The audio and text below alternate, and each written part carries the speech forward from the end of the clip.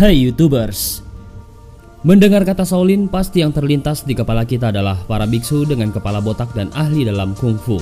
Banyak film-film yang menggambarkan kehebatan kungfu para pendekar Shaolin ini. Dan bukan hanya di film-film, para biksu pendekar Shaolin itu juga sering mempertontonkan jurus-jurus kungfu mereka di berbagai pertunjukan. Berdiri dengan satu jari tangan melakukan berbagai akrobatik sampai kemampuan menggunakan pedang mereka pertontonkan. Tentunya ada asap karena ada api. Rumor seputar kehebatan para pendekar Shaolin ini tentu tidak akan beredar luas jika tidak ada penyebabnya. Ternyata kehebatan para pendekar Shaolin ini memang nyata adanya. Banyak orang yang telah menyaksikan sendiri atraksi mereka. Oleh karena itu, para produser film tertarik dan mengangkatnya menjadi film-film yang laris di pasaran. Begitu juga para penyelenggara pertunjukan sering mengundang para pendekar Shaolin ini untuk dipertontonkan kemampuannya.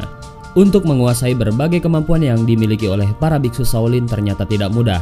Mereka harus melewati berbagai latihan keras. Bentuk-bentuk latihan keras mereka jika dilihat oleh orang biasa pasti dikiranya penyiksaan. Dan tidak semua orang mampu menjalani latihan berat tersebut. Mau tahu apa saja bentuk latihan keras mereka agar bisa menjadi pendekar Shaolin? Dan berikut beberapa daftar teknik latihan keras biksu Shaolin. Tapi sebelum masuk ke daftar, di bawah video ini ada tombol subscribe atau tombol berlangganan. Kalau kalian suka dengan konten-konten daftar 5, kalian bisa menekan tombol itu untuk berlangganan video atau konten daftar 5. Dan ini gratis. Oke, lanjut.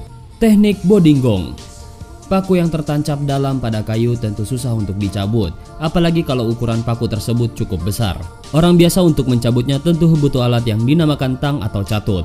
Pakai tang ini pun mencabut paku yang sudah tertancap dalam di kayu bukan jadi hal yang mudah, butuh tenaga dan keahlian yang cukup. Para pendekar Shaolin menggunakan cara berbeda untuk mencabut paku ini. Mereka hanya menggunakan 3 jari, 2 jari atau bahkan 1 jari saja. Sangat mencengangkan berusaha mencabut paku cuma dengan jari saja tanpa alat khusus. Apalagi kalau ukuran pakunya besar. Kemampuan mencabut paku dengan tangan kosong ini mereka latih secara bertahap dalam waktu yang lama.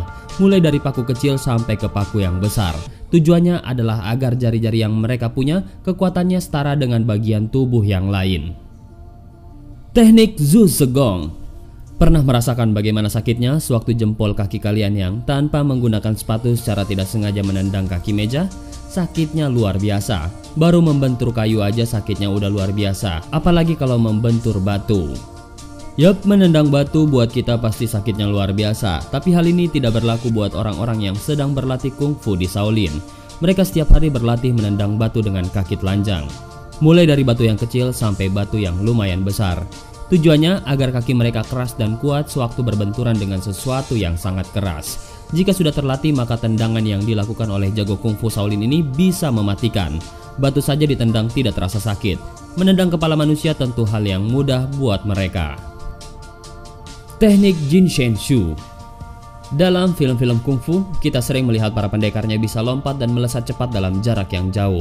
Dan mereka juga bisa mendarat di daun yang ukurannya kecil. Berlari di atas permukaan air juga bisa dilakukan oleh para pendekar Shaolin tersebut. Ternyata teknik meringankan tubuh benar-benar ada di dalam latihan Shaolin. Teknik meringankan tubuh tersebut diberi nama Jin Shen Shu.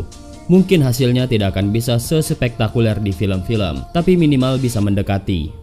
Untuk bisa mendapatkan teknik meringankan tubuh seperti ini, para pendekar akan berlatih dengan tempayan dari tanah yang berisi air, serta beban di punggung mereka. Para biksu yang sedang belajar teknik meringankan tubuh ini akan membawa beban di punggung mereka dengan berat 2 kg. Lalu kemudian mereka mencoba berjalan di atas bibir tempayan tanah liat yang berisi air tersebut. Mereka akan berusaha agar tidak jatuh. Air berguna untuk membantu kestabilan tempayan. Semakin hari isi tempayan dikurangi sedikit demi sedikit. Lama-lama para pendekar yang sedang berlatih tersebut berjalan di atas tempayan kosong dengan beban yang makin bertambah. Berkat latihan ini seorang biksu ahli mampu berlari menyeberangi danau hanya dengan menapak pada lempengan kayu yang tipis terapung. Yang kelebihan berat badan boleh dicoba teknik ini. Teknik Bao Shugong. Belajar dengan teman sepantaran sih biasa aja, tapi bagaimana ceritanya kalau belajarnya sama pohon besar? Yup, itulah yang dilakukan murid-murid Shaolin yang sedang berlatih kungfu. Untuk memperkuat tubuh mereka berlatih dengan cara sederhana tapi aneh. Tiap murid diminta untuk memeluk pohon besar sekuat-kuatnya. Setelah itu mereka diinstruksikan untuk menggoyang-goyang pohon sampai beberapa daunnya jatuh. Kalau pohonnya besar, barang tentu perlu tenaga yang kuat untuk menggoyangnya. Oleh karena itu para murid belajar menggoyang pohon dengan ukuran yang bertahap. Mereka-mereka yang sudah terlatih dapat mencabut pohon berukuran lumayan besar sampai ke akar-akarnya. Sepertinya pendekar Shaolin ini tidak butuh gergaji mesin untuk menebang pohon, cukup dipeluk dan dicabut, tentu saja untuk ukuran pohon tertentu. Teknik Mendan Gong. Di beberapa teknik self-defense, jika diserang orang maka kita dianjurkan untuk memukul bagian paling lemah dari penyerang kita. Salah satu bagian paling lemah dari laki-laki adalah di bagian testisnya. Testis ini merupakan organ penting untuk reproduksi dan letaknya di luar kerangka tubuh manusia. Karena tidak ada pelindungnya sama sekali, ketika terkena pukulan maka sakitnya akan terasa. Efeknya bikin mules-mules dan mual pasti dirasakan oleh orang yang dipukul di bagian testis ini, sehingga korban yang diserang punya kesempatan untuk lari menyelamatkan diri. Mungkin karena tidak ingin menjadi titik terlemah, para biksu Shaolin mencoba melatih bagian ini sehingga menjadi lebih kuat dari testis orang normal. Untuk itu mereka berlatih dengan teknik yang dinamakan Mendan Gong. Caranya mereka harus memukul-mukul testis mereka sendiri dengan jari berulang-ulang kali.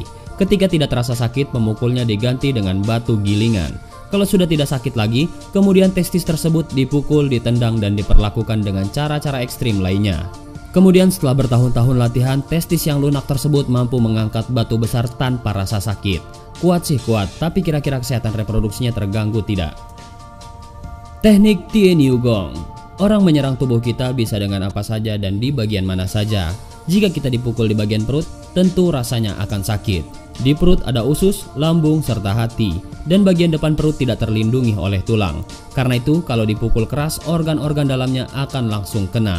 Agar perut tidak menjadi titik lemah, maka para jagoan kungfu Shaolin tersebut juga melakukan latihan untuk memperkuat perut mereka. Dalam latihan, mereka pertama-tama menyentil perut dengan jari-jari sendiri. Setelah terbiasa, mereka kemudian memukul perut dengan tangan mereka sendiri. Latihan kemudian ditingkatkan lagi dengan memukul perut dengan kayu. Jika sudah terbiasa, perut pun tidak akan terasa sakit meskipun dipukul dengan palu. Latihan ini disebut dengan teknik Tie Niu Gong.